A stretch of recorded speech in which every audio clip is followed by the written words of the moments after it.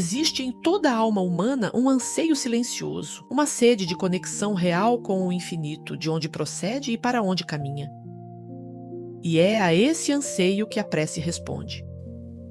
O capítulo 27 do Evangelho, segundo o Espiritismo, nos convida a deixar de lado a imagem da oração como ritual mecânico e mera repetição de fórmulas decoradas, para nos ensinar que a prece verdadeira é instrumento espiritual vivo e consolador, ponte que se estende entre o nosso mundo físico e a esfera divina.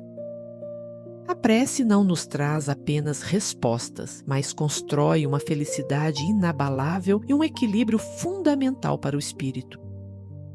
E para compreendermos essa essência, o Evangelho nos oferece reflexões que ecoam pela eternidade. Lembremos, por exemplo, da parábola do fariseu e do publicano. De um lado, o fariseu orava de pé, exaltando as próprias virtudes. Do outro, o publicano, que sequer ousava erguer os olhos, rogando piedade por suas imperfeições. A conclusão trazida por Jesus é de uma profundidade ímpar.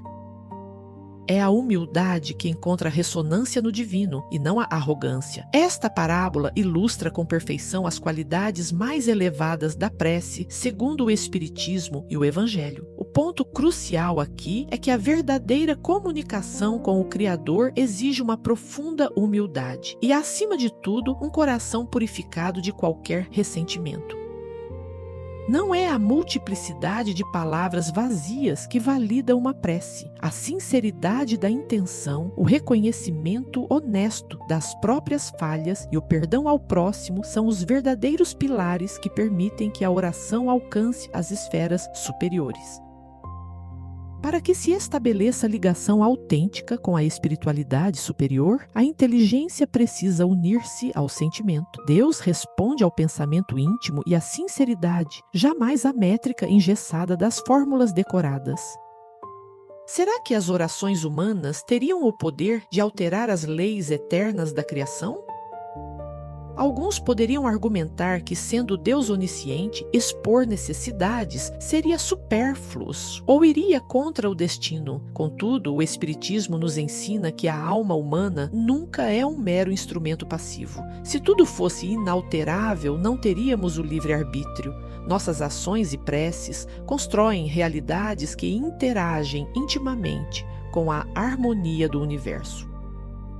Portanto, a verdadeira eficácia da oração raramente se manifesta como uma isenção mágica ou milagrosa das dificuldades da vida. O que o plano divino concede àquele que pede com confiança não é a eliminação do obstáculo, mas sim os atributos morais para superá-lo: coragem, paciência, resignação e boas inspirações.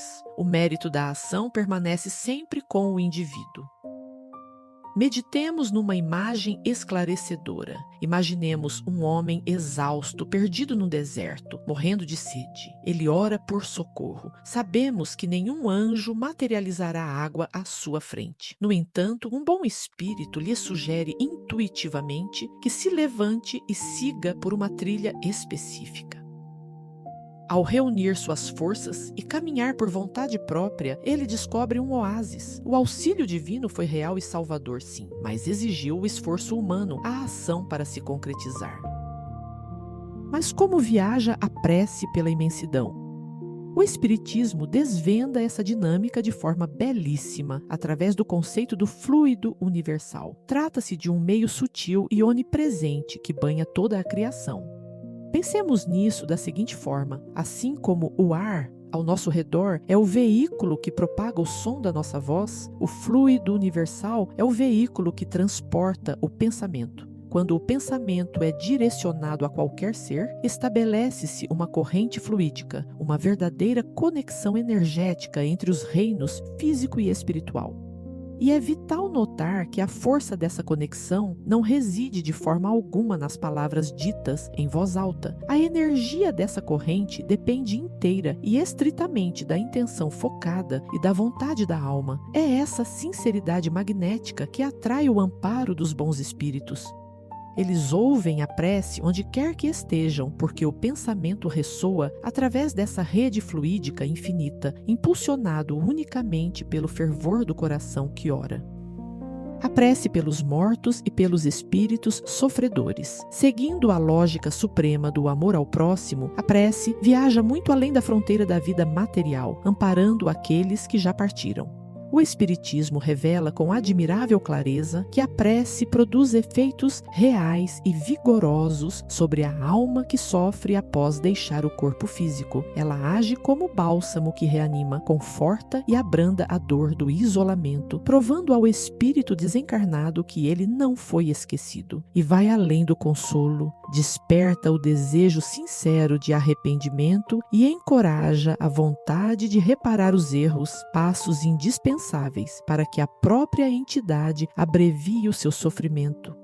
Aqui tocamos a mais sublime justiça universal. A misericórdia infinita de Deus descarta por completo a ideia sombria de um castigo eterno e irremediável. O sofrimento perdura apenas enquanto persiste a obstinação no mal. Jamais é sentença sem fim. A justiça superior, sustentada por amor inesgotável, concede sem cessar ao espírito a oportunidade de transformar o próprio destino pelo progresso. E é justamente nas horas de maior aflição que as preces proferidas com fervor se erguem como um farol de amparo e esperança.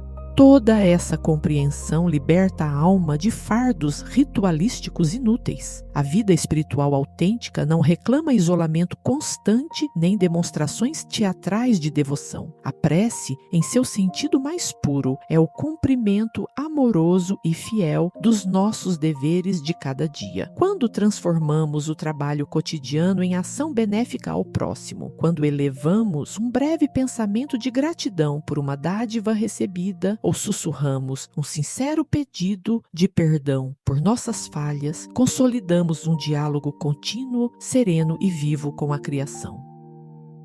As instruções espirituais nos recordam que orar não exige necessariamente um isolamento absoluto ou posições solenes. A verdadeira prática pede um recolhimento íntimo, marcado pela humildade. E o mais importante, o foco do pedido deve ser o nosso aprimoramento moral. Solicitar paciência e força é infinitamente mais profícuo do que buscar facilidades materiais. É no nosso refinamento ético que encontramos a verdadeira paz. Isso nos leva a compreender que a própria ação correta é, em essência, uma prece.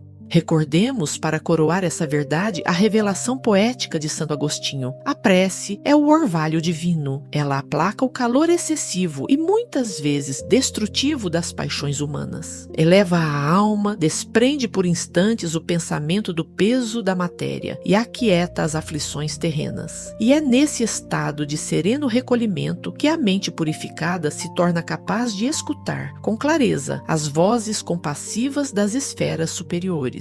Diante da grandiosidade dessa mecânica fluídica e do imenso poder consolador da prece, resta-nos uma reflexão inadiável. Saber orar é saber conectar-se com a totalidade do universo. Será que estamos prontos para abandonar as fórmulas vazias e abraçar essa comunhão autêntica, permitindo que o orvalho divino transforme definitivamente nossa jornada?